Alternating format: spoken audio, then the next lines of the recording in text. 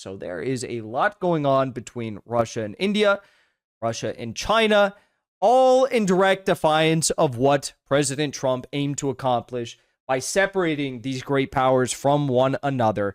They have failed yet again, and Putin's just sitting here counting his W's, stacking up his W's. I wonder if it ever gets tiresome winning each and every day. As you know, Trump targeted China and India in their relations with Russia a few weeks ago when he sanctioned Lukoil and Rosneft, the two biggest energy firms in Russia, the two biggest oil firms in Russia. And he did this to try and pressure China and India to stop buying oil from Russia. Now, that has by and large failed. We have seen that Russia and a consortium of other countries have created this gray market of shadow fleet vessels, hundreds and hundreds of these shadow fleet vessels, more than enough to suffice for the needs of China and India in their oil dealings with Russia. But there have been actually a ton of other really amazing and incredible and things I didn't even predict, developments in the relations between these countries that I think have probably really pissed off the West and really pissed off the United States, who are trying to break these countries apart. So for starters, let's begin with China. I'm sure many of you probably saw this news, but Russia has formally signed a law allowing visa-free entry for all Chinese citizens for, I believe, 90 days at a time. So this is a mirroring of the Chinese law that was signed into Chinese law, I guess, a few months ago. So now Russia, China, they have this visa-free entry for about 90 days.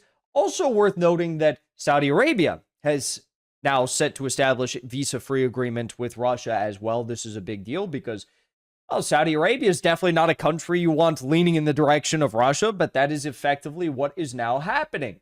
Putin, very cut off from the world, very isolated yet again. Now, another part of this story with regard to Chinese collusion with the Russians is this right here. This was a big, bad, scary story in the Financial Times that was published this week. Chinese parts supplier takes stake in leading Russian drone maker. Now, why is this important? I think this is important for a number of reasons because China has, in effect, kept their hands out of the mess of the Russia-NATO proxy war in an official capacity, right? They haven't officially said, we are going to open up our borders to allow for the mass flow of weapons to Russia.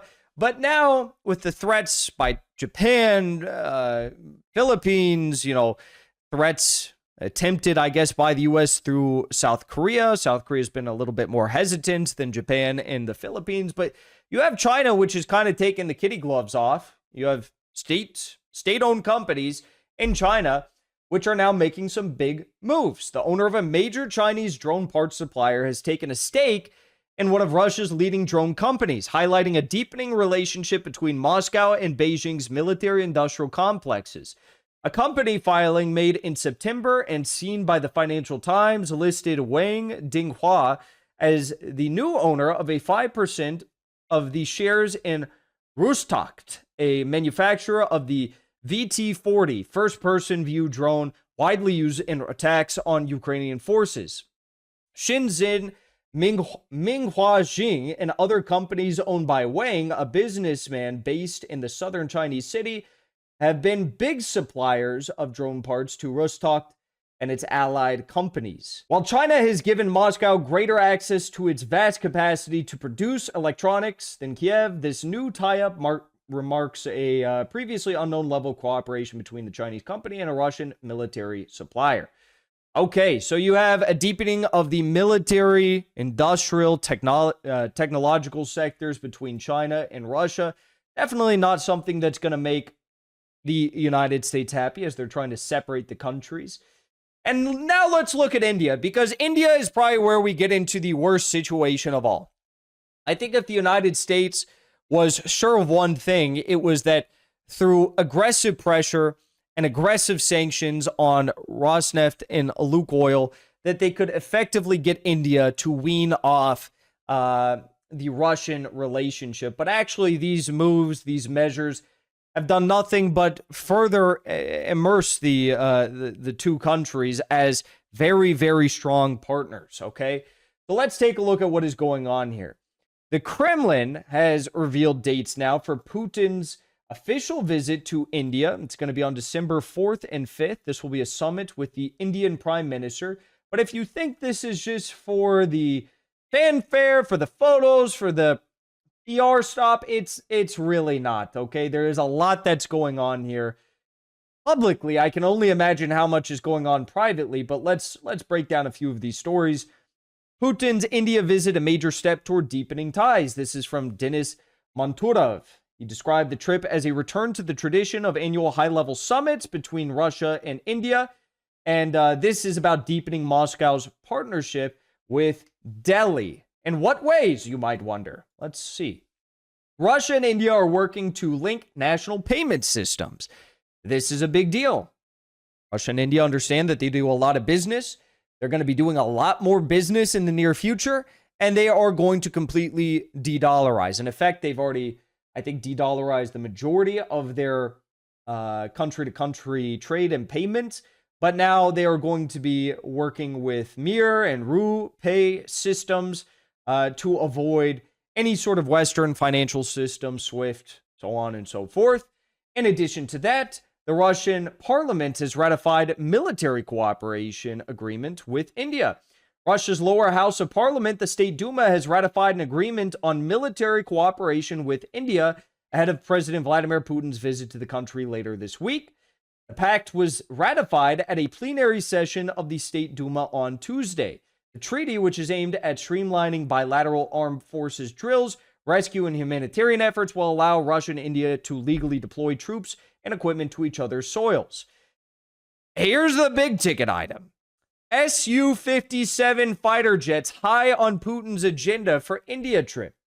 Russian President Putin will discuss the joint production of Sukhoi 57 fighter jets with Indian Prime Minister Narendra Modi during his trip to Delhi this week. Now, already it has been ratified that Russian civilian aircraft is going to be mass produced in India with the Russian aviation company. So they have already agreed to producing civilian aircraft, these new Russian planes that they've unveiled in recent months. But now we're talking about Su-57s being produced in joint collaboration efforts for the Indian military. India is seeking more Russian missiles after Pakistan confrontation. So India is going to be buying up Russian missiles to replenish its arsenal for the S-400 surface-to-air systems.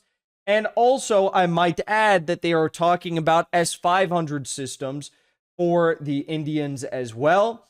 And icing on the cake, RT India to kick off TV broadcast operations on December 5th. So there is a lot going on between Russia and India, Russia and China, all in direct defiance of what President Trump aimed to accomplish by separating these great powers from one another. They have failed yet again. And Putin's just sitting here counting his W's, stacking up his W's. I wonder if it ever gets tiresome winning each and every day. Before you leave, I want to say thank you for the support, because after 2 years of being banned, we are finally back home on YouTube. So be sure to subscribe to our channel and also join as a member on our channel using the link at the top of the description. I rely on the generous support of viewers like yourself to get the truth out to as many people as possible. You can also support the show on Locals or Give Sin Go. The mainstream media and the powers that be are never going to stop attacking us for bringing the truth to as many people as we do. Thank you so much for your support.